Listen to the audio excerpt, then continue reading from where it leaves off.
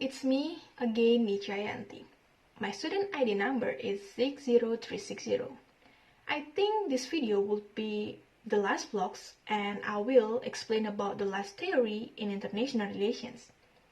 The topic is gonna be the gender theory in international relations. It sounds interesting, doesn't it? To be more specific, in gender theory, we will discuss more about feminism. Have you heard about it before? And are you wondering about it? So without any further ado, let's move to the explanation. So gender is a concept that pervades all of the world societies. Gender theory highlights the influence of gender thinking of human ideas and behavior. What does this mean? First, you need to realize that there is a difference between sex and gender. Sex refers to physical differences between men and women, when gender is something quite different. It refers to socially constructed ideas about what is masculine and what is feminine. In the Western world, masculinity has long been associated with a set of idealized values, including bravery, strength, and leadership. Classically, imagined feminine virtues include tenderness, kindness, and empathy. Gender also includes negative attributes, such as masculine cruelty and feminine weakness. Clearly, these are stereotypical images of what men and women are really like, and often bear little resemblance to reality.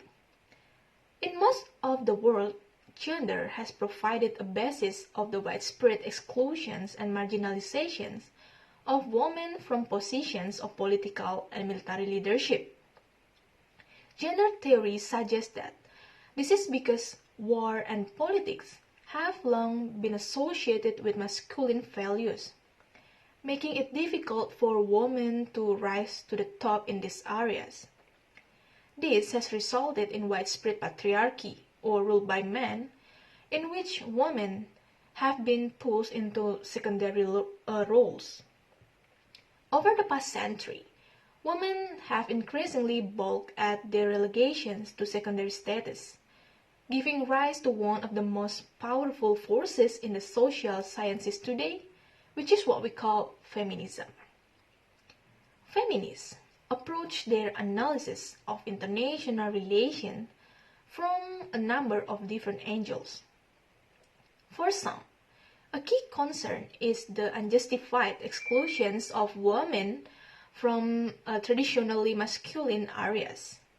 As a result, it is important to demonstrate that women are entirely capable of possessing the attributes required for, like we say, military service or to political leadership. The goal of these liberal feminists is a world in which women are as free as men to pursue jobs, from which they are currently discouraged by virtue of unjustified assumptions about gender roles. More radical gender theorists disagree. They think that mere equality would be a disastrous victory for masculine values. From their perspective, the problem is not that women do not have sufficient seniority in the current world system, but that the present international system, like fixated on war, conflicts, balances of power, and so on, embodies the dominance of idealized masculine values.